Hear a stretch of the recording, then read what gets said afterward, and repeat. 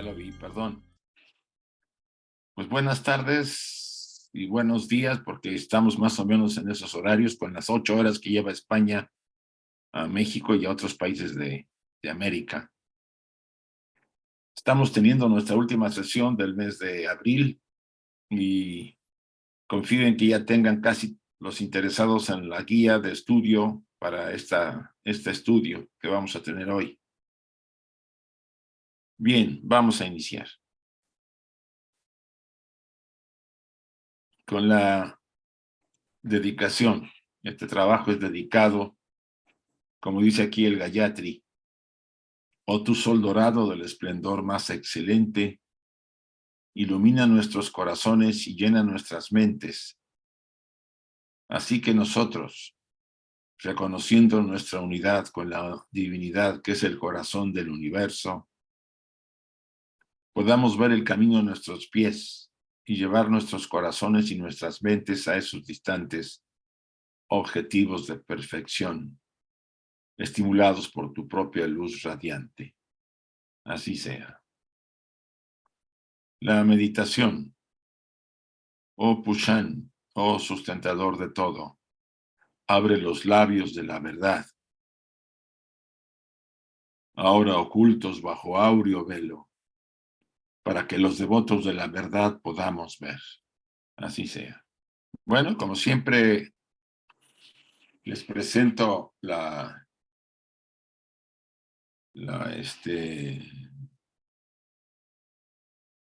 el cartel que tenemos todavía para todo el mes de mayo. Son 5 fechas que vamos a tener ya la próxima semana. Y las contraseñas son las mismas. Recuerden que las vamos conservando para facilitarle a todos la entrada al programa.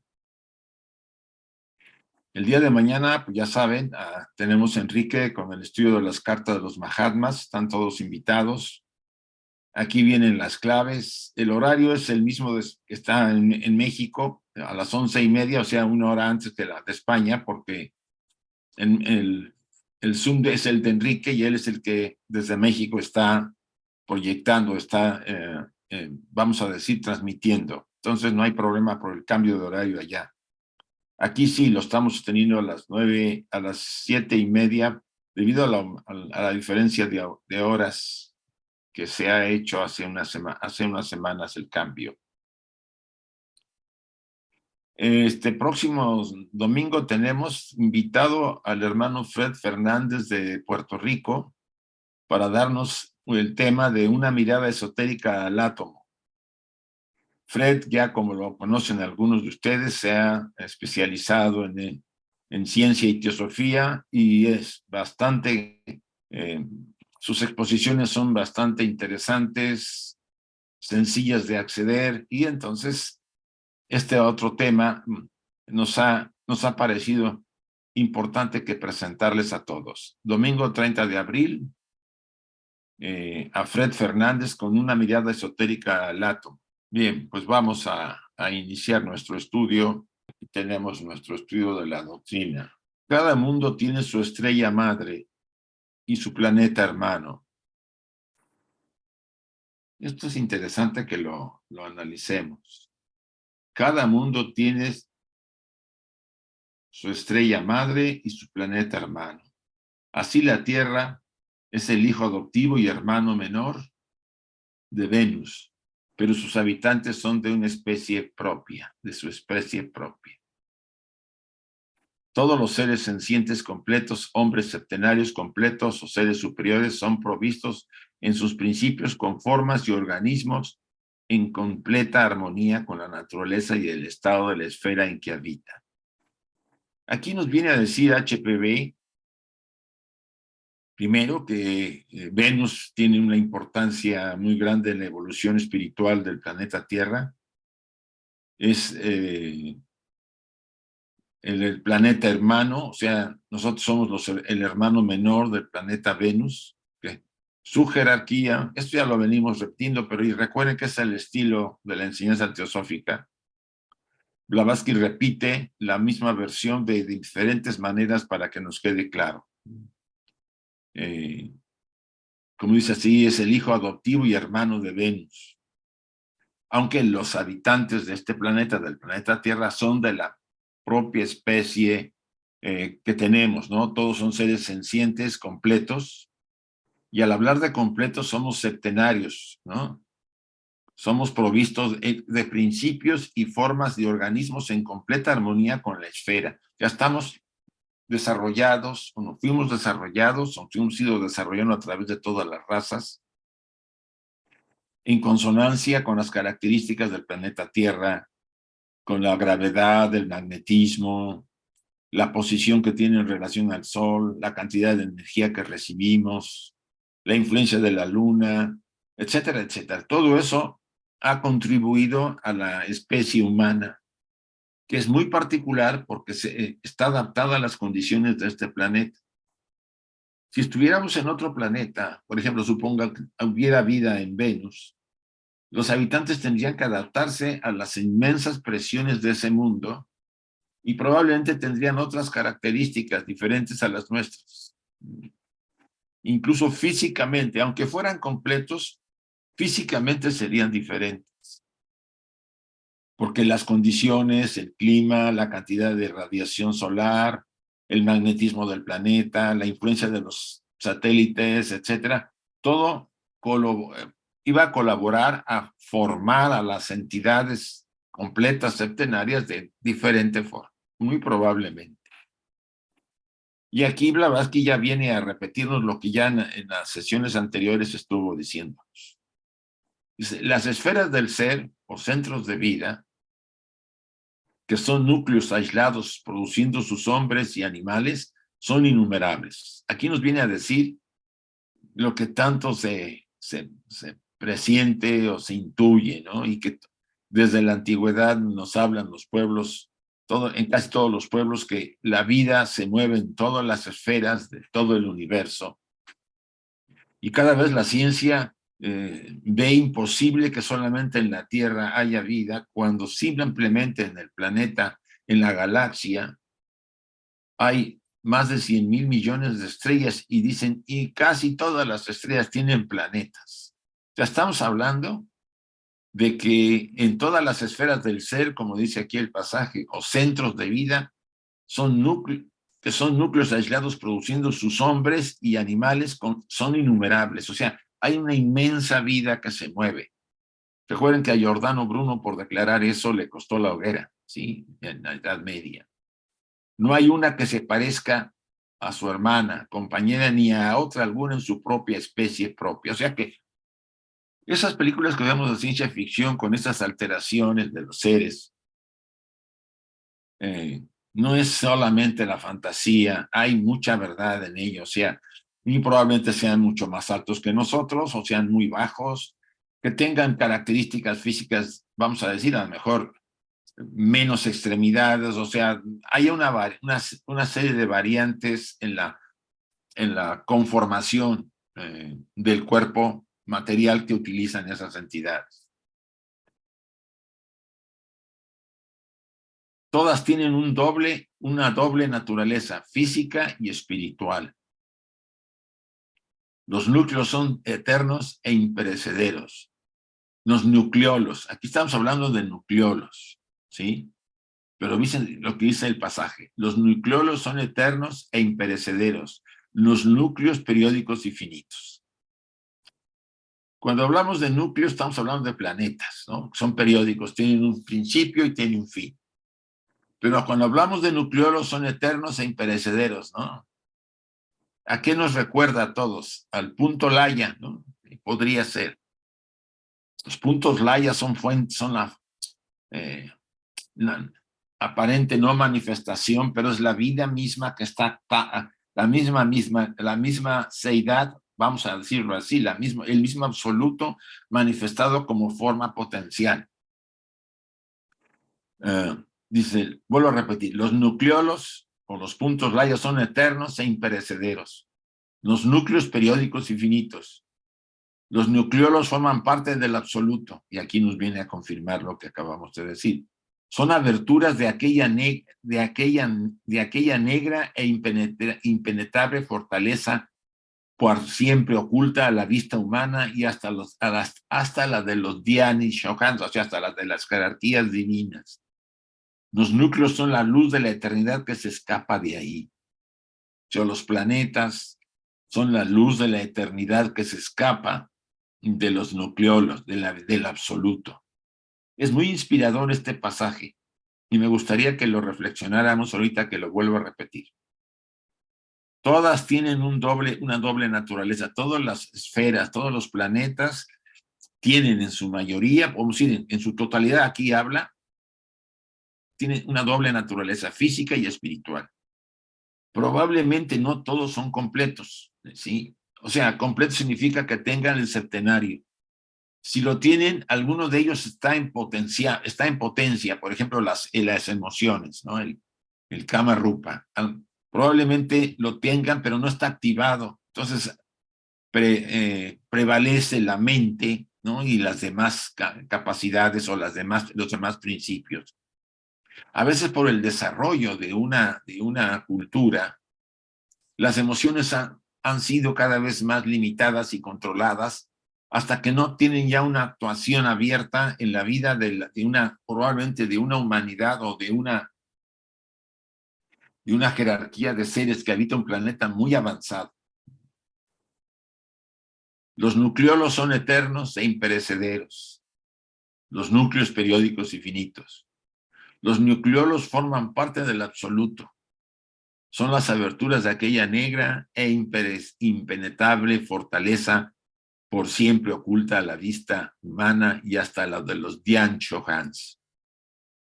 Los núcleos son la luz de la eternidad que se escapa de ahí. Nuestros planetas son la luz de la eternidad.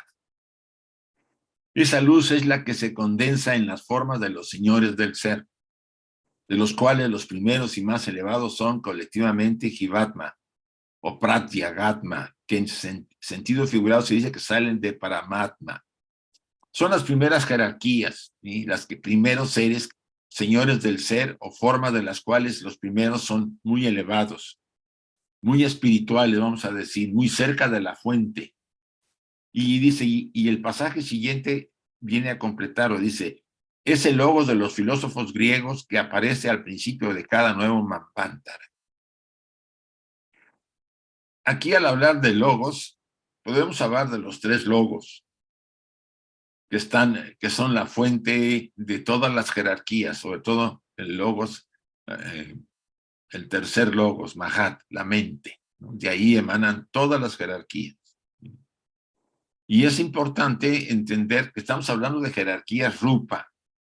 Probablemente las jerarquías de los tres logos son la rupa. Y esto es importante considerarlo. Y aquí nos hace una distinción. Así pues, no hay más que un solo Upadi, base. Upadi es el vehículo. Entonces tenemos el Upadi material, el traje material. Dice aquí, no hay más que un solo Upadi, base, absoluto en el sentido espiritual, sobre el cual y en el cual son construidas para fines manvantáricos. Aquí hay que darle otro enfoque. Los básicos centros innumerables en que tienen lugar las evoluciones individuales, cíclicas, universales durante el periodo activo. Es muy interesante este pasaje. Dice, no hay más que un solo Upadi, base. Hay una base espiritual. Como dice Pablo, emanamos de aquello, vivimos en aquello y volvemos a aquello. Entonces, nuestra base, el absoluto, en el sentido espiritual y del cual y sobre el cual y en el cual son construidas para fines de los ciclos manvantáricos, o sea, de creación y destrucción, los básicos centros innumerables, o sea, las galaxias, los sistemas solares, las estrellas, etcétera, en que tienen lugar las evoluciones de nosotros individuales, cíclicas, periódicas y universales durante el periodo activo, durante el Mahamanvantara. El lenguaje es utilizado con vamos a decir, con ciertas formas que a veces no es tan fácil acceder a ellas. Pero vuelvo a repetir, así pues, no hay más que un solo Upadi, un solo Por ejemplo, el Upadi material de nuestro sistema solar es la Vía Láctea, que aquí la saqué. Ustedes la ven ahí. O sea, ese es la isla que está en el mar de la eternidad, o en el mar se puede decir, del espacio, que tiene que ver con esa eternidad. Está flotando esa isla. Dentro de ella está nuestro sistema solar, el huevo dorado del sistema solar.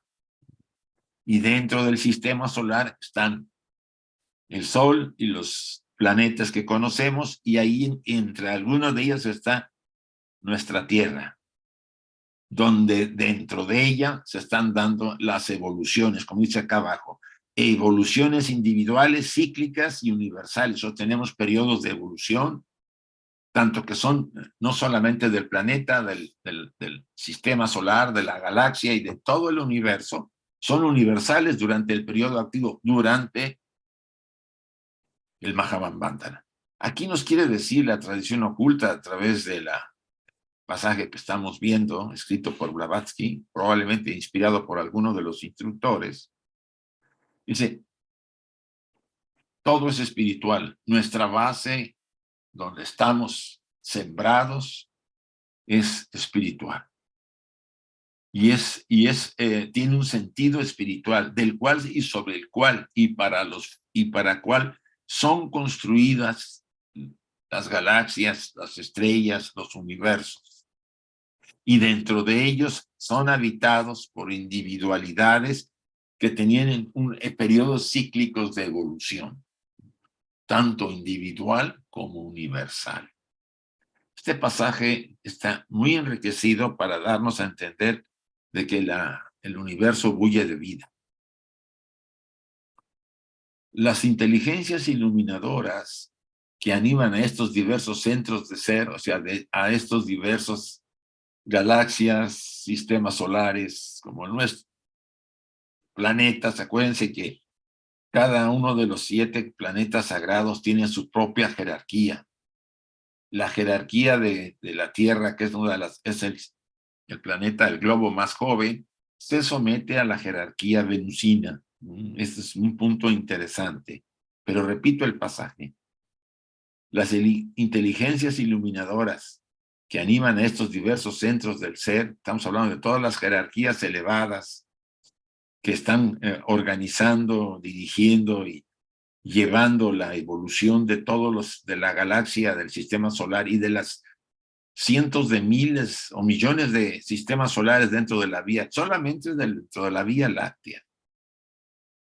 Son nombradas indistintamente por los hombres que habitan más allá de la gran línea. Son llamados los Manus, los Rishis, los Pitris, como los Pitris lunares que nos dieron a nosotros todo el ciclo y toda la herencia de habitar en este planeta, los Prajapati y así sucesivamente. Y Dhyani Budas, los Shohans, los Mejas, dioses del fuego, los Bodhisattvas y otros al lado de acá. En otras palabras, estamos compenetrados, rodeados, contenidos, protegidos, guiados, si quieren verlo así. A pesar de que estemos en el Kali Yuga, siempre habrá jerarquías que están, vamos a decir, respondiendo a la evolución del planeta Tierra, de toda la galaxia, del sistema solar en el que estamos habitando. Los verdaderamente ignorantes los llaman dioses, o sea, llaman a todas esas jerarquías dioses. Los profanos, instruidos, el Dios uno. Y los sabios, los iniciados, veneran en ellos tan solo las manifestaciones manvantáricas de aquello. A ver, si nosotros somos el pueblo, desde la antigüedad le llamamos dioses a todas esas jerarquías divinas. Si somos somos profanos, pero estamos con cierta capacidad, tenemos cierta instrucción, pues le llamamos el Dios uno. Y si somos sabios o los iniciados, pues veneramos solamente en las jerarquías tan solo como manifestaciones de aquello, de la seidad, del absoluto, sobre la que ni nuestros creadores, los Dian-Shohans, ni sus criaturas pueden jamás discutir ni saber. Aquí volvemos a tocar el tema que el Buda había tratado con sus arhats de una manera directa. Cuando uno de ellos le preguntó sobre aquello, sobre el absoluto, sobre la seidad, el Buda más se permaneció en silencio. ¿Qué podemos decir con una mente limitada, una mente dual, poder entender y comprender aquello que está sosteniendo este universo y nos sostiene a nosotros y que somos él? Somos una forma de manifestación de ese absoluto. Y de por qué el espíritu y la materia están unidas. Espíritu y la materia simplemente es espíritu vibrando a una frecuencia más densa. Y las dos pertenecen a la vida una, al primer logos y manifestado. Y él viene de atrás de Mula Prakriti y para Brahman, y atrás de ello, que es el velo, está la seidad. Vuelvo a repetirlo. Los verdaderos ignorantes los llaman dioses. Los profanos instruidos, el Dios uno. Y los sabios y los iniciados veneran en ellos tan solo las manifestaciones manvantáricas, o sea, las manifestaciones de estas jerarquías, de aquello sobre la que ni nuestros creadores, los Dian-Shohans que nos hicieron, ni sus criaturas pueden jamás discutir ni saber nada. Esto nos lleva a reflexionar profundamente sobre no podemos llamar ni ser, aquello que nos sostiene, que de alguna manera hemos emanado de ello y volveremos a ello. O sea, nuestra naturaleza es divina, nuestro mundo es sagrado.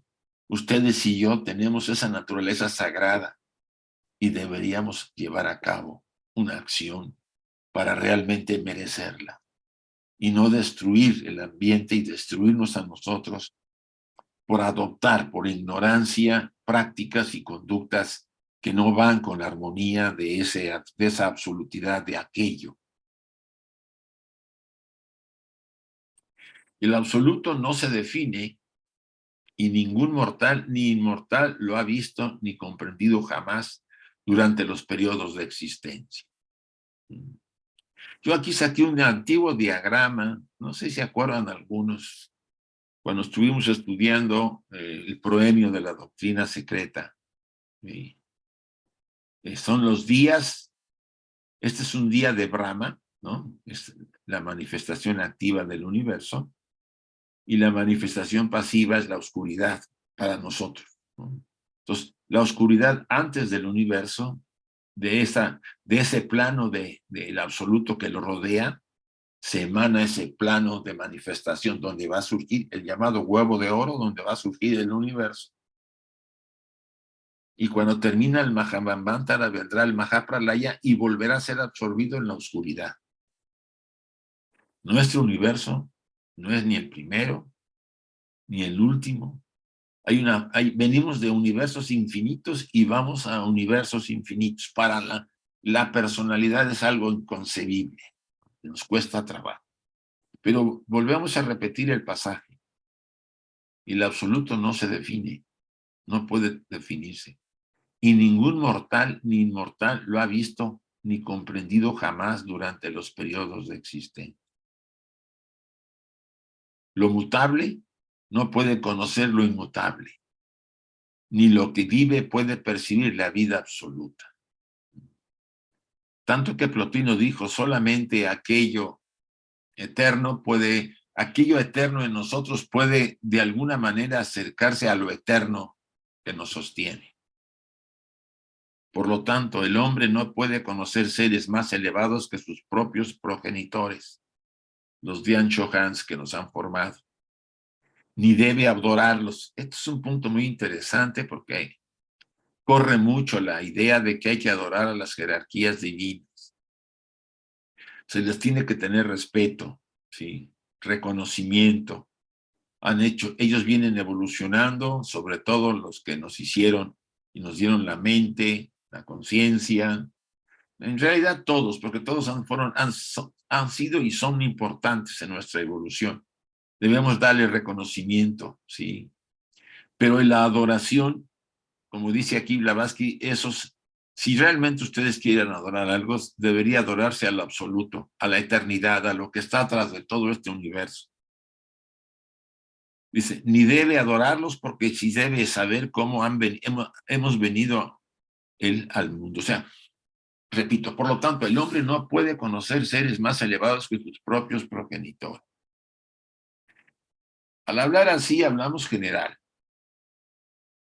Probablemente un Buda, un Krishna, un Sankaracharya, un Jason Kappa, un Ramana Maharashi, seres que se han iluminado, se han realizado, tienen acceso al conocimiento de elevadas jerarquías. Mientras nosotros, dice aquí el pasaje, dice, no puede conocer seres más elevados que nuestros progenitores, de aquellos que nos han formado, y que ya en realidad son elevados, sobre todo los que nos han dado sobre todo la parte espiritual. Ni debe adorarlos, pero sí debe saber cómo ha venido él al mundo, cómo hemos venido al mundo. Por eso estamos estudiando la doctrina secreta, que es la única vía seria, que podemos llamarlo así, con todas sus limitaciones, capacidades para comprender muchos pasajes, lo que fuera, pero es la única vía seria que podemos tener a la mano para poder acceder a saber cómo hemos venido a este mundo, o cómo está este mundo formado y cuál es el sentido y propósito de nuestra vida. Tras de toda esta enseñanza descubrí cuál es el propósito de cada uno de nosotros. Yo siempre recuerdo a Ramakrishna con su frase de modelora. Va a demolernos, dice, el hombre que no sabe a qué ha venido, ha vivido en vano. ¿Sabemos a qué hemos venido? Pregunto. Y eso nos cuestiona, porque si yo no lo sé, debería yo imprimir primero como autoconocimiento de esta estructura para saber quién soy. Segundo, aplicar una disciplina para que mi mente aprenda a concentrarse, a purificarse, a tener una vida equilibrada y armónica, y paso a paso, probablemente en varias encarnaciones, acercarme a lo eterno y poder quizá vislumbrar algo de esa eternidad desde la que yo vengo.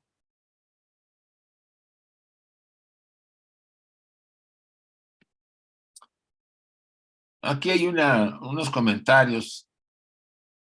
Bueno, vamos a dejarlos después porque quisiera entrar. Sí, vamos a tocarlos. Hay un comentario aquí, porque vienen ¿se acuerdan? Los comentarios 60, 61, 2. Este 62 me parece interesante. Es erróneo tomar literalmente el culto de los bodhisattvas humanos o Manjushri. Es verdad que exotéricamente la escuela mahayana enseña el culto a los mismos sin distinción, y que Hugh Sang habla de algunos discípulos de Buda que fueron adorados. Es inevitable. La problemática de adorar a un ser, esto es un tema que a mí siempre me ha hecho... Nosotros elevamos a veces a algunos seres, incluso sin ser ni bodhisattvas, ni Dian Chohans, ni nada, ¿no? Simplemente un gran instructor, un gran maestro. Y el ejemplo nos viene a cada rato. Elevamos a un ser a cierto a cierto nivel, porque le tenemos devoción, porque una parte de su vida fue de entrega y realmente aportó muchísimo para ayudarlos a los humanos. Pero de repente, pues le sale el plumero, como dicen en España, se le ve el plumero, comete ciertos actos que no son dignos en relación a lo que él representa en esa cúspide a la que lo hemos colocado. ¿Y qué le ocurre a la mayor parte de los devotos, creyentes? Se decepcionan, se frustran, piensan que no valió la pena todo el esfuerzo porque ven el ejemplo. Es un error. Y creo que Blavatsky lo supo hacer muy bien cuando nos dijo una cosa, poniendo el ejemplo a la sociedad, una cosa es la sociedad teosófica y otra cosa es la sublime enseñanza teosófica oculta. No la, están los dos vibrando cerca, pero por favor, aquí está formada por seres humanos. Y los seres humanos, a pesar de lo que podamos ser en ciertos aspectos de luz, también hay oscuridad.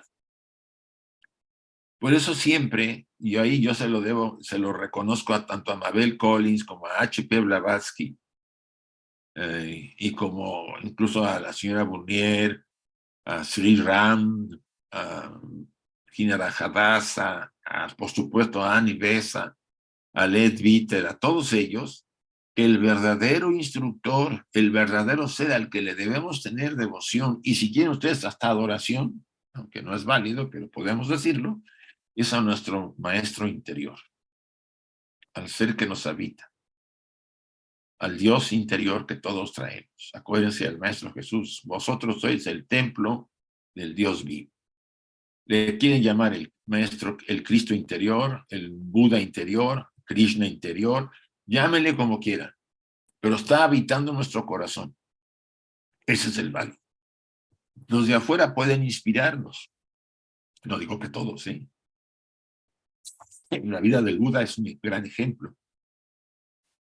La vida de otros grandes, como Ramana Maharashi o el mismo Krishnamurti, desde ciertos enfoques, vamos a llamarlo así.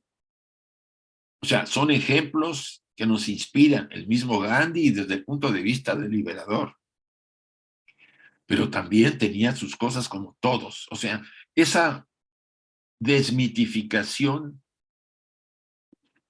es importante, porque la frustración a la que podemos caer fácilmente es muy grande y la gente se decepciona. No es época para desesperanzarnos, es lo que quiero decirles a todos.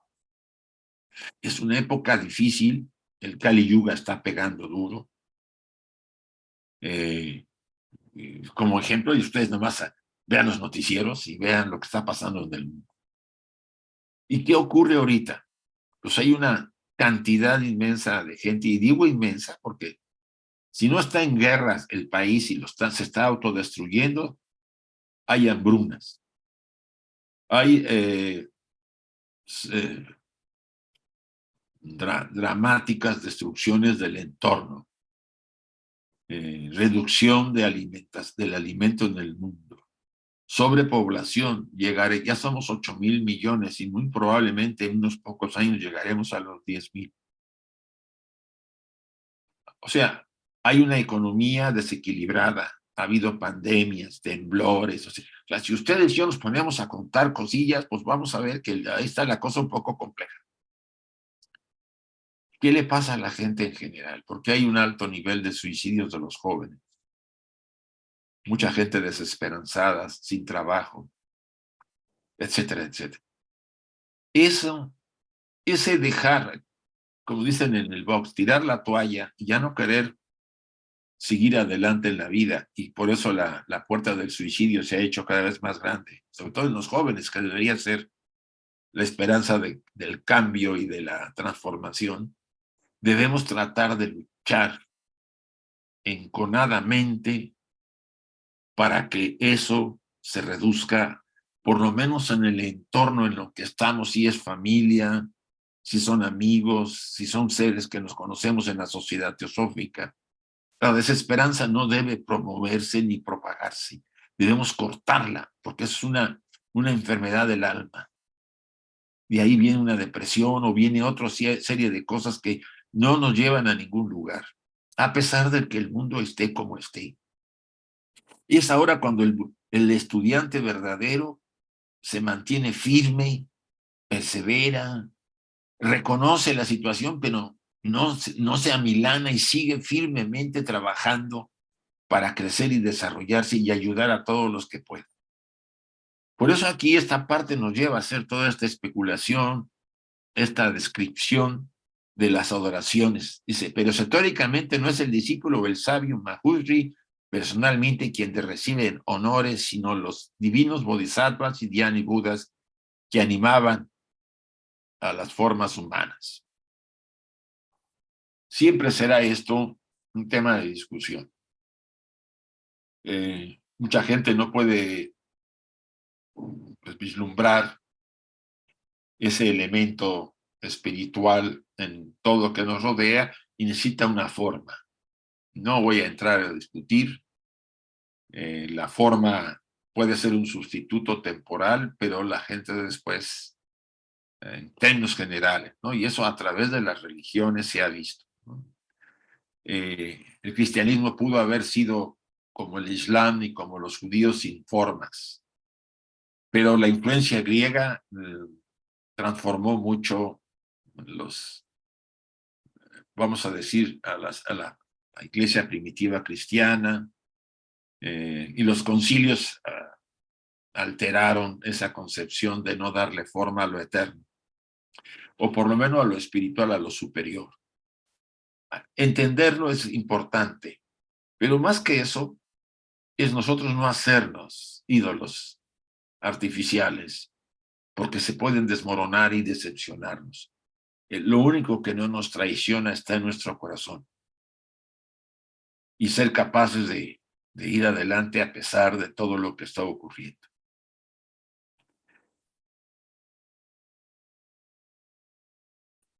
Bueno, vamos a tocar aquí una pequeña parte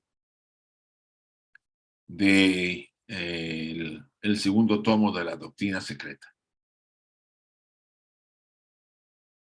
Seguimos con el capítulo La sustancia primordial y el pensamiento divino. Y tenemos el resumen. La versión electrónica de la doctrina secreta, tomo 2, la sustancia primordial y el pensamiento divino. En los párrafos siguientes se tratará de la formación de los principios de la individualidad de acuerdo con dos autores. Van a ver ustedes ahí mencionados por Blavatsky. También en el último párrafo se comenta que este universo no eterno nace del eterno, por supuesto. Estos comentarios están entremezclados con los principios que los mencionan como elementos sutiles y finalmente se toca el término ahamkara.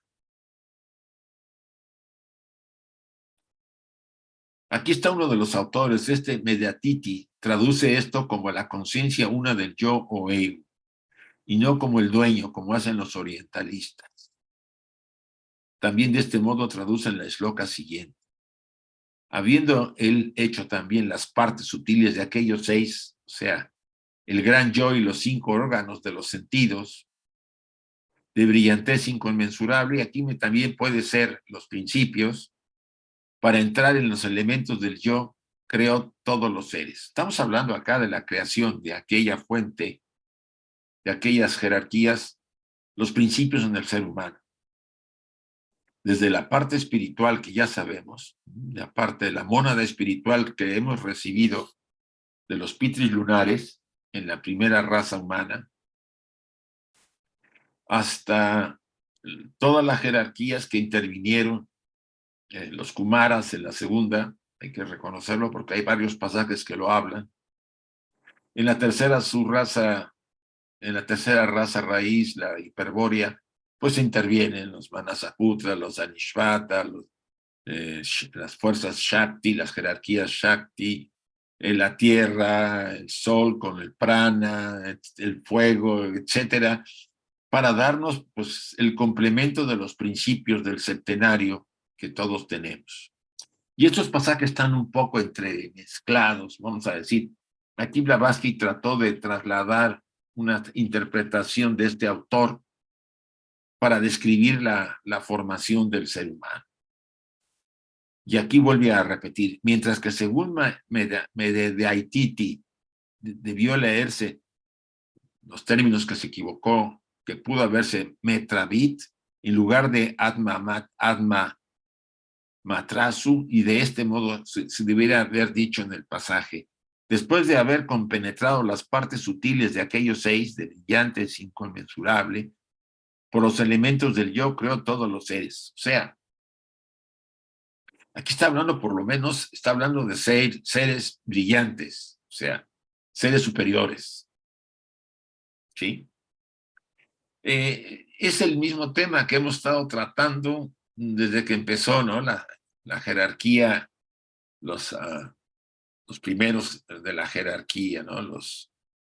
Los 7 inmortales o los 7 seres, déjenme ver el diagrama, si lo tengo por aquí, y si lo tengo porque siempre lo traigo encima.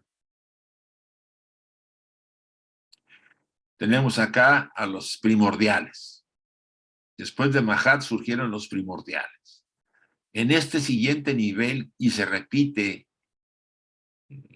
el mismo formato, los Lipika. En este, los Manasaputras, viniendo de Mahat. Y después vienen las jerarquías que nos dan el tema del Kama Rupa, o sea, las emociones, las pasiones, la fuerza Shakti, hasta llegar a la material. Se está refiriendo a que después de esas jerarquías superiores, se procedió a crear a todos los seres, o sea, los seres humanos. O sea, las jerarquías que emanaron de los 7 brillantes, de los 6 brillantes, o sea, de los 6 o 7, fueron generando a las siguientes jerarquías, o se fueron generando las siguientes jerarquías partiendo de Mahat, la mente, hasta llegar al plano material, al plano de la materia, al universo material en el que estamos nosotros. Esto último, esta última interpretación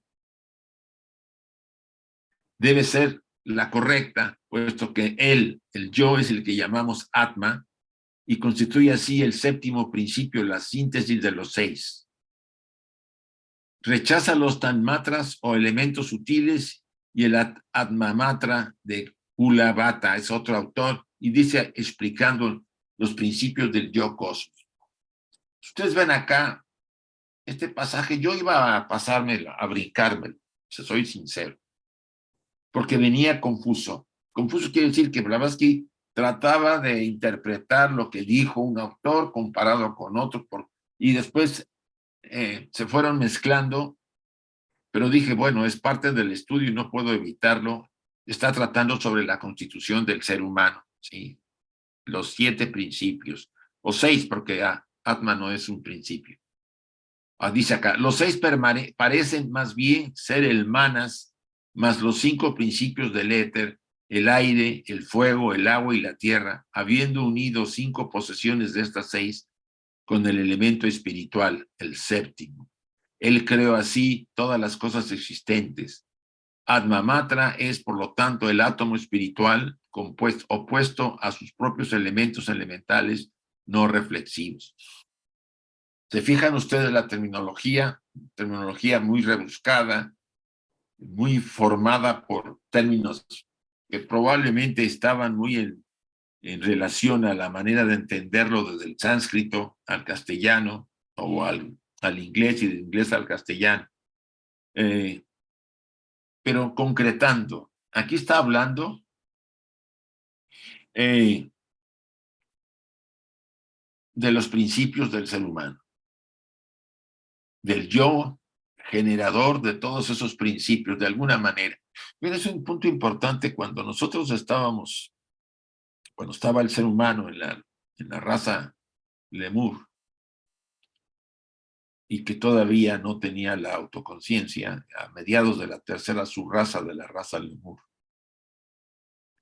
llegaron las jerarquías que nos darían la mente. Ya teníamos la mónada y teníamos el linga sharira, pero no había nada en medio, no había conexión. Y había un cuerpo material, pero muy etérico. Es el Adán del paraíso que no daba una porque andaba ahí dando vueltas. Igual cuando estuvo Eva, pues tampoco la reconocía porque no tenía autoconciencia ni él ni ella. En el momento en que esa autoconciencia surge, es cuando la jerarquía, Anishvatas y Mansaputras, nos dan ciertos elementos de Buddhi y de la mente. Lo que nos hace ser humanos es la mente, Mahat, la mente. Ahí surge el ser humano verdaderamente, y ahí surge incluso la función de la ley kármica, porque sin autoconciencia no hay karma. ¿Qué ocurre ahí? Que el largo peregrinar del hombre, desde el momento que recibimos la mente y los demás principios, porque ahí se congregan varias jerarquías para darnos toda la estructura, y ahorita no recuerdo todos los nombres, nos permite de alguna manera ir dilucidando que estoy yo aparentemente separado, porque al principio probablemente los primeros hombres no se identificaban con el traje, eran más divinos que humanos, a pesar de que tenían ya la mente. Ahora, los principios estaban ahí potencialmente. Yo alguna vez tuve una confusión en eso. Lo que hacen estas jerarquías es activar la mente que ya tenía.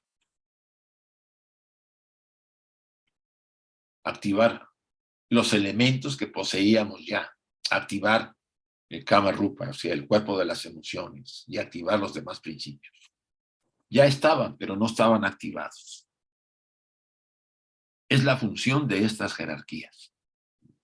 Entonces, en este proceso, por supuesto, en el momento en que recibimos la mente, y eso lo veremos con mucho detalle cuando veamos las estancias en la antropogénesis, de golpe no empezamos a tener autoconciencia profunda, ¿no? Es como el niño que fue dando pasos lentamente, que pasó de los primeros años, llegó a los 5 años, ya empezó a mover y ver cosas, pasó a los 7 años y así aumentó hasta finales de la raza Lemú, principios de la raza Atlante y quizá todavía algo más de las primeras razas atlantes, el hombre empezó a tener la autoconciencia como ahora la conocemos, en cierta manera. A mediados de la raza Atlante, sobre la cuarta raza, su raza, se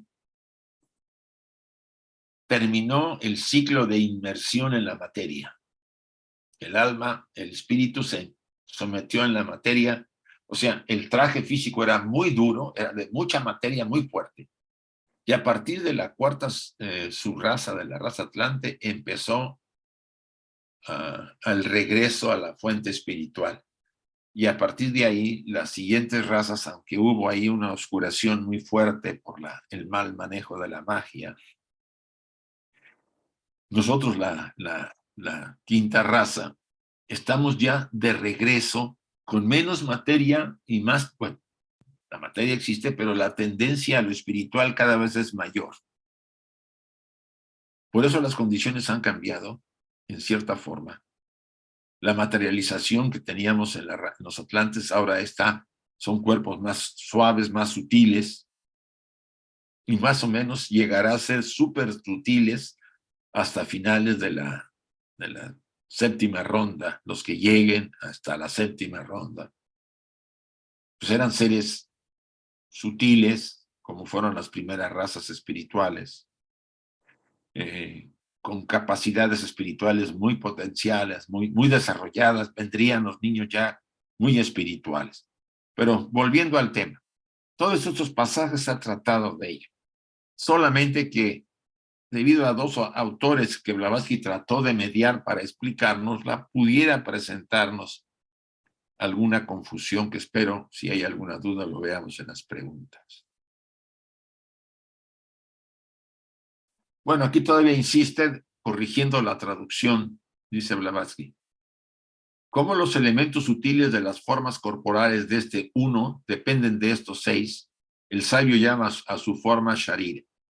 Y añade que estos elementos significan aquí porciones o partes o principios cuya interpretación están confirmadas por el versículo 19 que dice: este universo no eterno nace pues del eterno.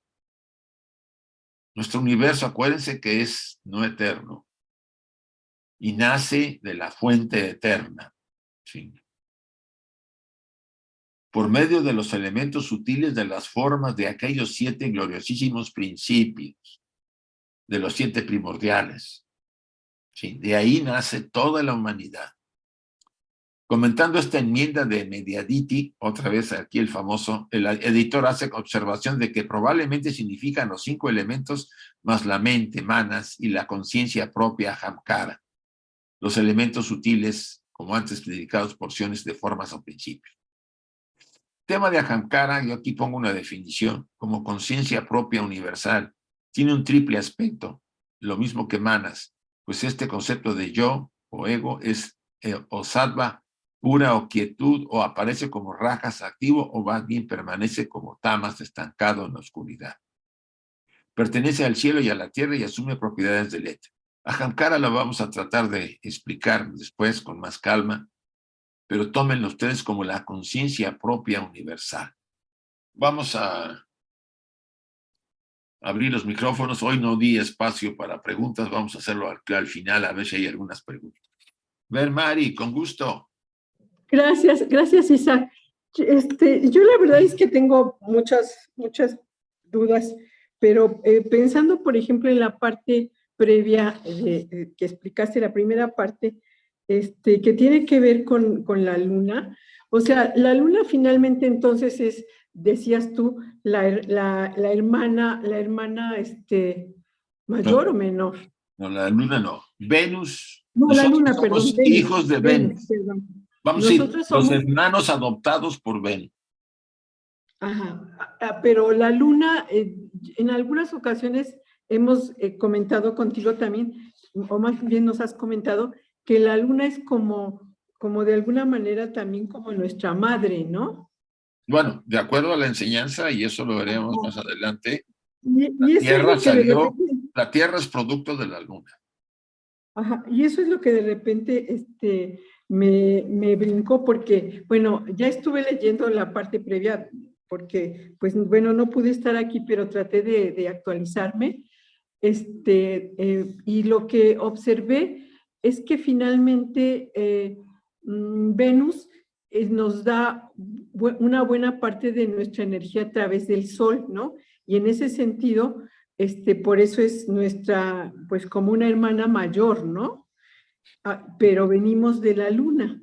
Sí, mira, Venus, la idea general de la enseñanza es que Venus es nuestro ascendente espiritual.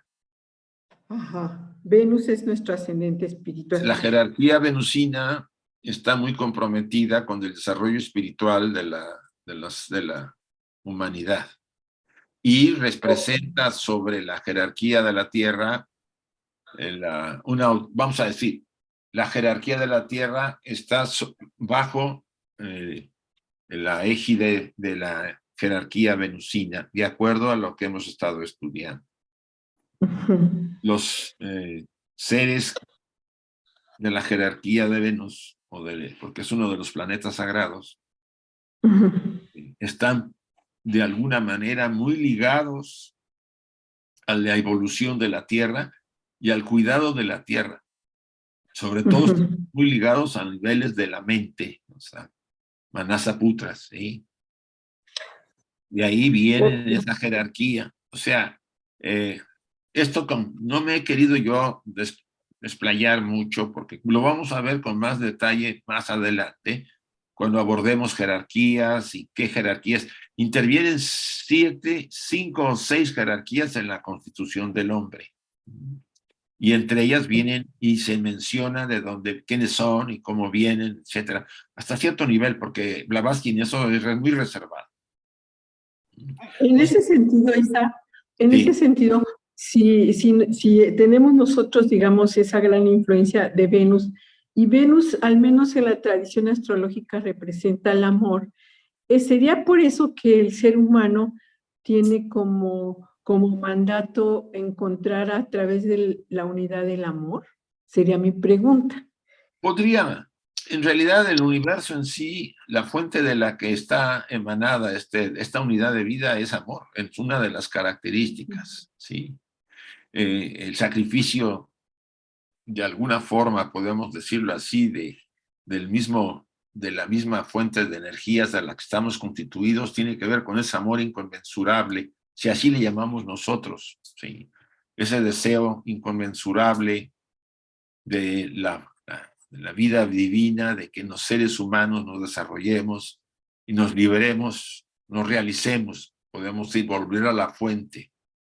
Que el tránsito es complejo y difícil durante todo este ciclo humano, pues nadie lo niega. Y como venimos tantas veces a ser humanos, pues poco a poco vamos alcanzando los niveles adecuados para ver el mundo de otra manera y ver la oportunidad que tenemos ahora como una gran escuela y el aprendizaje, y no venir aquí pensando que venimos a sufrir y a maldecir todo el tiempo porque no tenemos lo que queremos, etcétera, etcétera. O sea, el cambio se va dando poco a poco. Ahora, la jerarquía que está en Venus, pues vigila, por ejemplo, la realización de los seres humanos, sobre todo las grandes iniciaciones. Gracias, Está muy Isaac. ligada a esas jerarquías, las iniciaciones de la Tierra, bueno, los que realmente se inician. Recuerden que las iniciaciones nunca se dan en el plano material, por lo menos las verdaderas, se dan en los planos sutiles. Y es ahí donde Gracias. ellos están, vamos a decir, devotamente comprometidos con el misticismo, con la mística espiritual de nuestro planeta. Gracias, Isaac. Bueno, dejo que otras personas hagan preguntas, pero sobre la segunda parte tengo otra pregunta más. Gracias. Sí, muy bien. A ver, Arturo, por favor.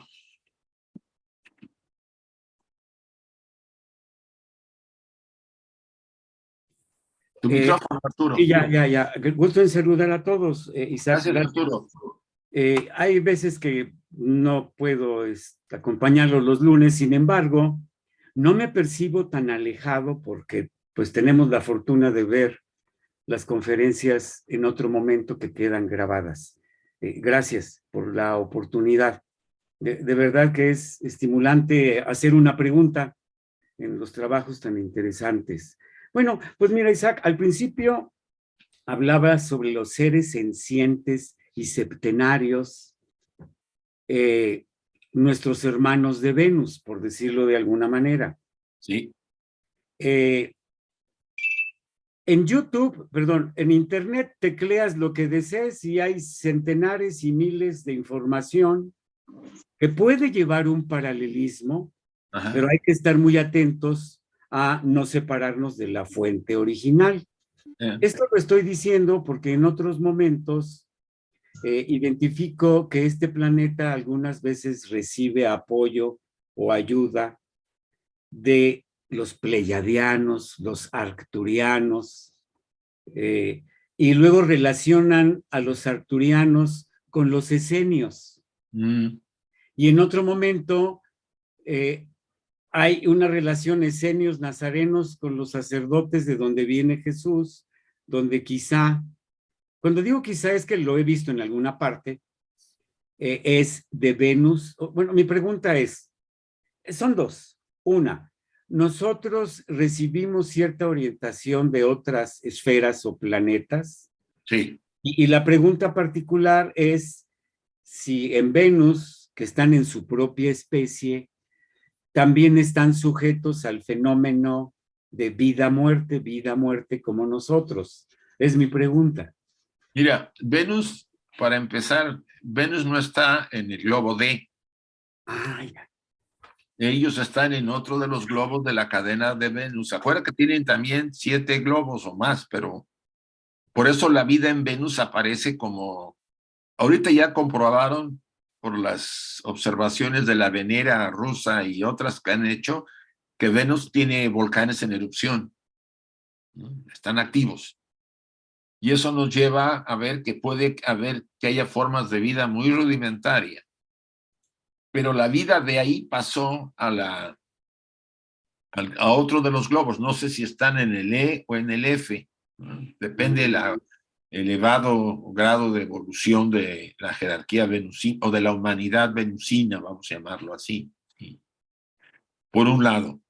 Por otro, es obvio que hay mucha información ahorita. Ujú. Y yo no niego que pudiera haber alguna verdad de, no sé, de otros hermanos de alguna otra esfera que vean que la Tierra que es un planeta joven y que la humanidad está que se da con todo porque así somos nosotros entre nosotros, y que puede ser que estén observando cómo está pasando este proceso evolutivo terrestre que es muy convulso, pero con la aspiración de que somos una jerarquía, unos seres humanos, somos una humanidad completa, y no hay muchos seres completos en la galaxia. O sea, en la galaxia, lo dice Blavatsky, yo creo que en la Collected Writings, hay otros seres completos, pero son pocas humanidades, si quieren llamarlas así, de humanidades o seres, que sean completos como nosotros y no tienen la misma forma, por supuesto, pero están completos. Dice, hay poco. Por alguna razón, en el sistema solar, los que están ahorita en evolución en el globo D son completos, los humanos. En alguna otra galaxia, en algún otro sistema solar de la Vía Láctea, probablemente estén en otro nivel más primitivo o mucho más avanzado que nuestro sistema. Lo que quiero decirte es que tú lo mencionaste. Escuchar de todas las versiones que hay es increíble. Hay un montón de versiones de todos los seres que hay por acá. Yo no niego que pueda haber, incluso estén entre nosotros habitantes de otros globos, o de otras esferas, ¿no? Pero yo me trato de ceñir más a la enseñanza para evitar esas especulaciones, porque podemos caer en el juego de que los pleiadianos, que son de una manera y que son de otra, y que vinieron con los caldeos, y pues, estaríamos perdiéndonos en ese juego que hay ahorita mucho en el supermercado espiritual, es la verdad. Se habla de muchas cosas. Es mejor darnos cuenta, sí, la vida en la Tierra llegó de fuera, no hay que negar. Los padres lunares nos dieron la mónada y el Inga Sharira. Los hermanos de Venus nos dieron la mente y aspectos de Budi, los Agnishvatas, la jerarquía del fuego. Las jerarquías que nos dieron el Kama Rupa o cuerpo emocional tienen que ver con una jerarquía de la fuerza, del poder, de Shakti. Tiene un nombre especial y no lo recuerdo. Y de ahí todas las demás. El Sol participó con ciertas cosas, la vitalidad del prana, etcétera, etcétera. Somos seres compuestos formados por una serie de estructuras de seres jerárquicos divinos superiores y de medio calibre, porque el cuerpo físico fue formado por los elementales de la Tierra. En otras palabras, si dijéramos que somos extraterrestres, sí lo somos, desde el punto de vista oculto. Pero hemos desarrollado desde hace miles o millones de años nuestra naturaleza en este planeta, conforme a este planeta y a las condiciones del planeta, como dice Matt Haas en unos pasajes, y respondemos a la naturaleza del planeta Tierra. Entonces, yo aparcaría o acortaría, no quiere decir que no las lea o las escuche, pero trataría de no mezclarlo tanto, porque ya genera pues mucha especulación. Esa es mi opinión. Gracias. Sí, desde luego estar atento a no separarnos en estos estudios donde en otros párrafos todo lo escrito por Blavatsky es congruente y no hay ninguna contradicción. Sí. Entonces es importante continuar esa línea. Sí, hasta donde se pueda. Y No se niega que puedas consultar, eso claro, es obvio. Sí, da idea. Y cuando en la tercera raza raíz tuvimos mente, en algún párrafo habré leído que antes de tener mente podíamos ver la espiritualidad y ahora con mente, manas, necesitamos creer en la espiritualidad. Sí, al principio éramos más seres espirituales que humanos, eso lo dice Blavatsky, ¿no? Todavía hasta principios de la raza Atlante, en las primeras dos subrazas, el ser humano era más espiritual. Ujú. ¿Por qué? Porque tenía más elementos, aunque la mente se estaba desarrollando, no se convertiría la estructura de la personalidad no estaba todavía formada, a ver si te lo puedo decir. Prevalecía la tríada superior, ¿sí? La parte espiritual, la mente superior, el alma o Buddhi y la mónada. La influencia de la tríada superior era muy fuerte. Podríamos llegar a decir que el ego personal estaba limitado y que la mente del ego, o sea, nuestra mente reflexiva estaba más ligada a la mente superior. Esta idea a mí se me ocurre. O sea, a medida que experimentamos, la mente, imagínate las dos mentes, la superior y la mente de la personalidad. Al principio estaban juntas, pero a medida que experimentaba el ser humano y se iba evolucionando, la mente reflexiva de la personalidad se iba separando y abandonando el plano de la mente superior para adentrarse en los otros subplanos de la mente más inferiores, porque se empezó a contaminar por la ignorancia de las pasiones, de las acciones, etcétera, etcétera. Ahí se empezó a formar la personalidad, si no, no habría personalidad. Llevó mucho tiempo, yo asumo. Por eso antes éramos más espirituales que a mediados de la raza atlante, que ya la verdad éramos pues casi demonios, porque fue una época muy difícil, muy compleja, porque el mal casi se enseñorea de toda la raza humana de aquella época. Claro, gracias. A ti, Gracias, muchas a gracias. ti, Adriana y después Yolanda.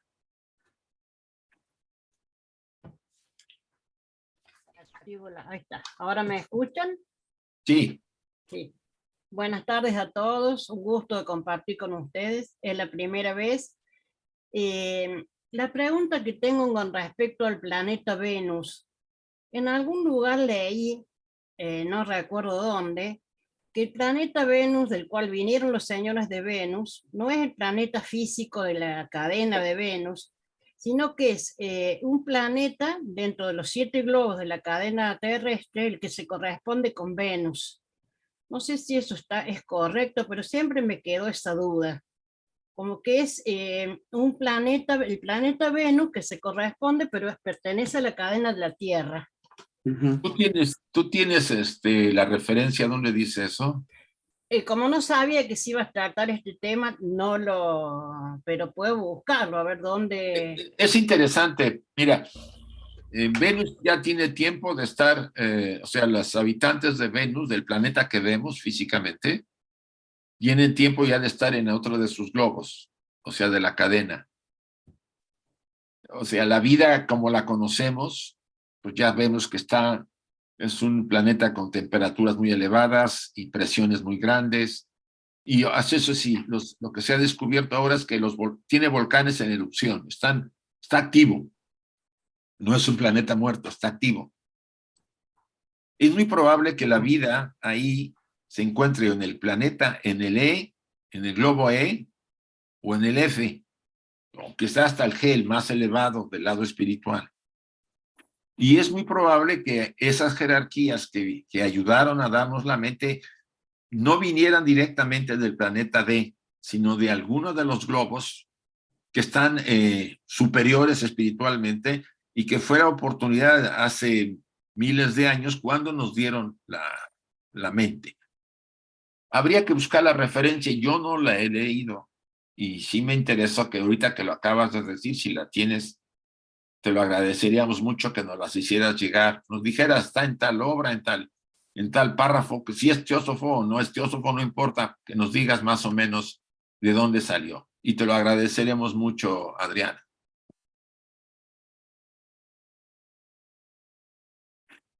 Eh, gracias. Yolanda, por favor.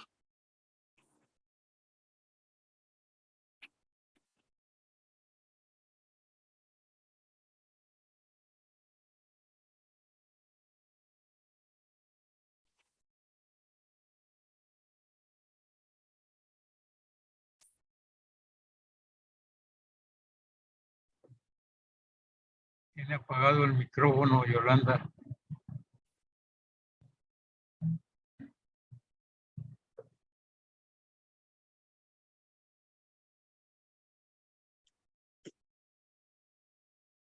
Y no se, ahí está ya.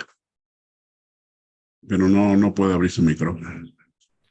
Ahora, ¿no? Sí. Entonces, el libro se llamaba El calma de la tierra y de Sanat Kumara. Sanat Kumara era de Venus y según el libro se reunieron los que mandan en Venus a ver lo que iban a hacer con la raza humana, porque estaba muy animalada, vamos a decir.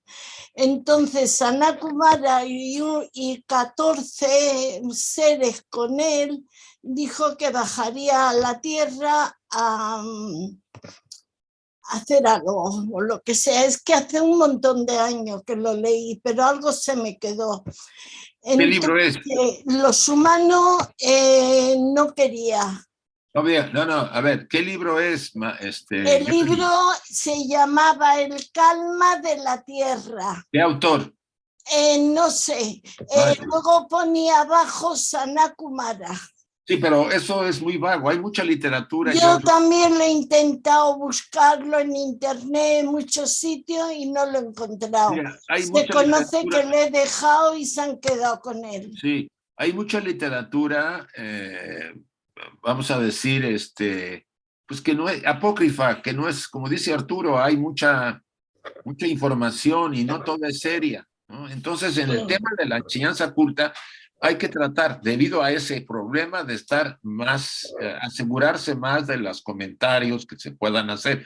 No negamos que los Kumaras estuvieron apoyando y ayudando. Desde la segunda raza raíz de la Hiperbórea, ya ellos intervienen, lo vamos a ver más adelante en las siguientes. Pero según el libro, lo que yo leí, llegaron hasta matarlo en varias ocasiones, porque ellos, al no tener calma, volvía. Y al final hablaban que el fuego se quedó en la tierra. Mira, el fuego me figuro que sería la mente. Yoli, es muy vago esto, no podemos comentarlo así porque suena hasta fantástico, incluso ni siquiera es congruente con la enseñanza oculta. Yo lo dejaría. No es. Vale, gracias. Nada. Caro, por favor. Gracias, Enrique. Estaba buscando eso, lo que aparece en internet sobre el libro que comentan, y dice Profecía sobre el karma de la tierra. Dice que el autor es Saint-Germain, o sea que debe ser algo de la nueva era, algo de esta espiritualidad de mercantilista que hay ahora. Quizás por como la signosis o algo que dice ahí el libro, pareciera que es algo así, de este mercado espiritual que hay ahorita. Sí, ahorita recuerden que, con todo el respeto de los grupos que están dirigidos o acercan mucho a Saint-Germain, él fue parte de la gran Fraternidad Blanca. Pero cuando se empezó a popularizar una corriente que no es la teosófica, sino que fueron miembros de la sociedad que formaron una corriente, pues ahora sí que había libros y libros y libros y le ponían Saint-Germain. Pues esto como que no funciona así, ¿sí? O sea, si eso se hizo en la época de los apóstoles, o sea, en la época de los apóstoles, para que un libro fuera famoso, le ponían el nombre de alguno de los apóstoles, cuando no era así. Entonces hay que ser muy cauto y serio con la información, sobre todo cuando estudiamos tradición oculta. Porque no podemos negar que nos podemos ir a la cábala, y también hay mucha seriedad, pero también hay algunas cosas que no son de cabalistas serios, porque ya se han cristianizado, decía Blavatsky mucho. O a la gnosis, que también se alteró. O sea, hay muchas cosas que tenemos que tener mucho cuidado cuando estudiamos, y yo lo sugiero. Hay mucha literatura, como decía Juan Viñas, es el supermercado espiritual, está ahí. Pero en un supermercado hay cosas muy elevadas y cosas pues que no valen la pena y que lo escribieron para ver si había algunos dineros para ganarse. Sí, pareciera que esto es así, como dices tú, pareciera. Pareciera, es que es así. Sí, pareciera así que es algo de este mercado, como dices. Sí, a ver, el que más, ahora si le pones una portada bonita, le arreglas ahí, pues se puede llamar. ¿Y lo escribió Saint-Germain? ¿Eh? Y lo escribió Saint Germain. Lo escribió Saint Germain cuando en el pasado dicen que había versiones del libro de Juan, había 10 versiones. ¿Cuál era bueno? O sea, 10 sujetos habían escrito 10 libros o 10 papiros y le habían puesto Juan, el libro, el apóstol Juan, porque era famoso escribir a nombre de los apóstoles. La iglesia tuvo que hacer una selección en un concilio. Y Juan, Juan Villas dijo, en una gran mesa pusieron todos los libros de los apóstoles, de los evangelios, que había como 80 versiones. Y dice Juan, y al otro día cerraron y se fueron.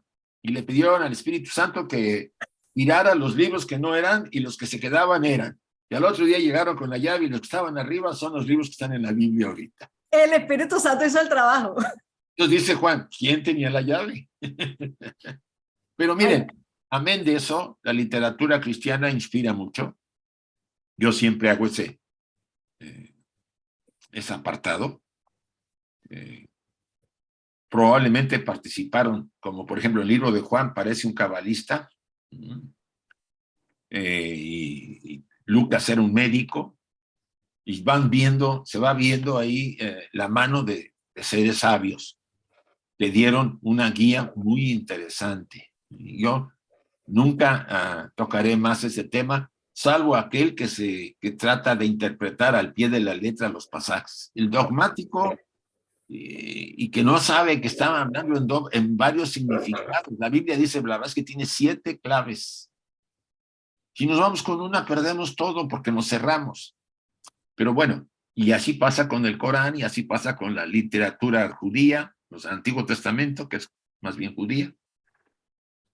Hay una tendencia del ser humano por aferrarse a ciertas enseñanzas y pensar que es la única verdad, y por eso matar a otro, pues si no piensa que es igual. Este es lo peor que nosotros, de alguna manera, estudiantes que intentamos crecer y desarrollarnos, deberíamos ver. Por eso, cuidado, yo no digo que no investiguemos, pero que cuidemos esos detalles y averigüemos si es serio o no el autor, y no se pongan ahí los libros de Saint Germain, que yo he visto libros baratitos, pequeñitos, un montón de libros de Saint Germain. Digo, estos son de Saint Germain. Eso es algún autor que le puso. Es como Lobsang Rampa. ¿Se acuerdan ustedes del libro de Lobsang Rampa? Era de un monje tibetano. A mí me gustó mucho, tenía 14 años y lo leía mucho. Pues era un escritor inglés que se puso Lobsang Rampa pues, para poder vender. Pero para mí valió la pena, yo no lo voy a negar. Entonces, eso es lo único que comento. Muy bien, Milce. ¿Qué tal? Sí, lo que quería agregar, que hay un artículo muy interesante de Pablo Sender que habla un poco, es los Mahatmas versus los maestros ascendidos, o al revés, no me acuerdo. Y él explica ahí un poco el origen de toda esta filosofía de la New Age, digamos, toda esta línea. Está interesante, yo se lo puedo pasar a Chuy y que Chuy lo ponga en el grupo. Así que lo puedo poner en todos los grupos. Sí, vale la pena, porque ahí te das cuenta cómo se está manejando este tema. Sí, además por ahí uno lee algo que fue canalizado y que escribió el maestro KH o el maestro M, de los cuales nosotros tenemos las cartas a CINET, sí. Y vos lees y no tiene absolutamente nada que ver, no es la misma persona y nada que ver. Estoy de acuerdo. De paso les comento que yo estuve viendo en la mañana la página de la Sociedad Teosófica. Hicieron llegar una página donde viene toda lo que tienen ellos. Están compartiendo en archivos tan inmensos de literatura, todas las revistas desde la primera de Lucifer y de Theosophist. Está en inglés, lamentable, pero los que quieran consultarlo y bajar el material para estudiarlo, vale la pena, ¿sí? Yo estuve viendo ahí, buscando algunas cosas las obras de Lucifer de 1885, 86, 87, 88, una cantidad tremenda de artículos de Blavatsky, de muchos de los primeros teósofos que hubo, ¿no? Entonces, hay que ser serio en ese sentido, porque si no estaríamos hablando con uno de los elementos que defendemos mucho, con poca verdad, ¿no? Hay que hablar hasta donde podamos con la verdad, bueno, por la referencia que podamos hacer como más verídica. Yo no digo que sea la verdad, ¿verdad? Pues sí, gracias, Milce. Ver Mari, por favor, otra vez. Gracias, Isaac. Bueno, mi pregunta es sobre el estudio de la parte 2, o el segundo tomo, y tiene que ver con lo que tú nos acabas de explicar ahora. Dice, o sea, se habla incluso tú citaste los párrafos, si no me equivoco, se dice que Manas sigue a Atma en el Devachan, ¿sí? Y mientras que Manas inferior se va al Nimbus o Kamaloka. Sí, en el ese cascarón sentido, que queda. Queda el cascarón, la O sea, mansión del cascarón. En la segunda muerte, vamos a la segunda muerte, hay una lucha, dice en una de las cartas de los Mahatmas, hay una lucha entre los principios superiores, que es el alma, la mente superior, bueno, Atma también, y la estructura inferior de la personalidad que quedaba, que era la mente concreta y Kama Rupa, el cuerpo de las pasiones. Esa lucha aparentemente dependerá de la forma en que hemos vivido en la vida que estamos dejando. Si fuimos muy materialistas y estuvimos entregados a pasiones y a vivir intensamente lo material, pues el cascarón, lo que va a ser el cascarón, la lucha está a favor más de la estructura personal que vamos a dejar y poco material espiritual o de elevados conceptos va a ser absorbido por la parte espiritual para estar en el Devachan, probablemente en muy poco tiempo porque no hubo suficiente para estar más. Lo positivo es, sí, entonces la mente que se queda en el cascarón tenderá a tener un cierto tiempo de vida porque el cascarón no tiene vitalidad y tenderá a desintegrarse. Eso es la enseñanza ortodoxa, vamos a decirlo así, del más allá. Pero aquí respecto a esto, Medatiti dice que, traduce esto, dice enseguida el párrafo, esto como la conciencia una del yo o ego. En ese sentido, cuando habla de eso, en realidad está hablando de Manas que sigue a Atma, ¿verdad? No del otro. Sí. Esa es la conciencia una del yo o ego. La parte que sigue a Atma de Manas. Mira, y desde esa perspectiva, si es así, esto es lo que entenderíamos como lo que tú nos acabas de mencionar, como el maestro interior. Sí. No. En realidad el maestro interior está muy ligado entre Mana superior y Buddhi, el alma.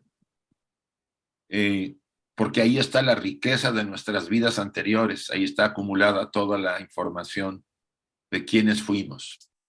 Y esa mente superior actúa como una especie de entidad autónoma, si quieres verlo así, que nos guía y nos inspira y que puede ser denominada como el Cristo, o Buda, muy ligado a Buda o Krishna, cualquier elemento que ustedes y yo podamos utilizar para nombrar a esa energía de sabiduría superior, que es la que se influye para que lo mejor de nosotros sea llevado al Devachan. Y lo que queda, que fue muy material, se queda en el cascarón y se tenderá a desbaratar para después formar lo que son los skandhas que nos alcanzarán en la siguiente encarnación. Y en ese sentido, esto está integrado al átomo espiritual, ¿verdad? Que dice el último párrafo que comentamos.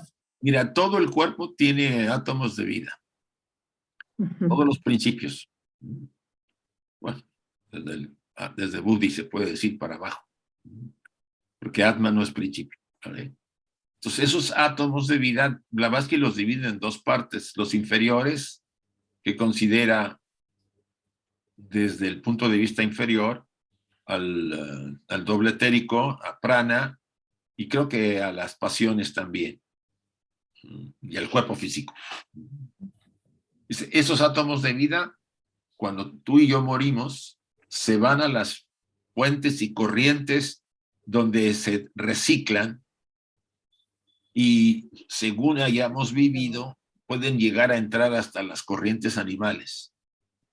Si vivimos una vida muy animalesca, muy pasional, muy llena de vida inferior, esos átomos de vida son llevados por la atracción y la vibración a corrientes de animales. Yo ahí creo que es lo que la iglesia cristiana sacó el tema de que, o que algunas escuelas hablan de que reencarnamos en animales, pero no es así, mi opinión. Cuando termina el ciclo de esos átomos de vida son otra vez, se congregan alrededor de la nueva encarnación para formar otra vez el vehículo que van a utilizar los principios superiores que salen del Devachan. Gracias, Isaac. Generales. Gracias. Dani. Gracias, gracias. No sé si esta pregunta viene respecto a lo que estamos estudiando, pero una pregunta que llevo en la mente y trato de verlo científicamente y también del punto teosófico. La pregunta es la siguiente. Júpiter, ¿qué gran influencia tiene en el planeta Tierra, espiritualmente o jerárquicamente? Porque la ciencia dice que el magnetismo de Júpiter nos protege mucho contra meteoros y cosas así. Si tienes alguna información, te lo agradecería. Quizás, si no, yo sé que no viene el tema, pero te lo agradezco mucho. Gracias. Mira, pues Júpiter es uno de los importantes planetas sagrados. Junto con Saturno, recuerdan que son Mercurio, Venus, Marte, la Luna, Júpiter y Saturno. Y hay dos, no, la Luna no. Sí, la Luna. Ya hay dos planetas que están, uno es el que está más cerca del Sol, que le llaman Éfeso, no, tiene un nombre que no me acuerdo siempre. Vulcano. Vulcano. Y otro que está junto a la Luna, pero que no se ve. Sagrados, ¿por qué? Porque tienen evoluciones más avanzadas y son muy antiguos. Ahora, partiendo del tema de quién es recuerda que nuestro planeta, nuestro sistema solar, pues está gobernado por esos siete jerarquías sagradas y el Sol. Son 8. Es la famosa octoada que hablábamos la semana pasada. De alguna manera, los 7 forman el demiurgo. ¿Sí? El demiurgo que gobierna. Y eso lo ves también en la Cábala, ¿no? Las 7 sefirot son el demiurgo. Y puede ser que alguno, como Venus, como Saturno, como Júpiter, tenga mayor preponderancia, porque sí es cierto. Ha protegido a la Tierra, por lo menos yo recuerdo de apenas una caída de unos cometas que se acercó y los atrajo por el campo magnético. Puede tener esa función de proteger a la Tierra y como preponderancia de esa jerarquía. Es hasta ahí lo que yo te puedo comentar. Es muy probable que si encuentro información complementaria, porque sabemos que Saturno tiene que ver mucho con la ley kármica, ¿no? Se considera la jerarquía, tiene mucha simbología, en la astrología se le habla mucho que Saturno es el que cobra los réditos de nuestras vidas, ¿no? A los planetas, etcétera. Pero todo eso sale del campo de lo que estamos ahorita viendo y yo voy a tratar de investigar un poco más sobre Júpiter y con gusto lo compartimos, Dani. Gracias. Agradecido por ti, Isa. Gracias a ti. Gracias. Bueno, Pues gracias a todos, chicos. Ya no veo preguntas y vamos a cerrar nuestro estudio haciendo la invocación, si están de acuerdo. Cerremos nuestros ojos unos instantes y repitamos las frases. Oh vida oculta que vibras en cada átomo. Oh luz oculta que brillas en cada criatura. Oh amor oculto que todo lo abarcas en la unidad. Que cada ser que se sienta uno contigo, sepa por lo tanto que es uno con todo lo demás.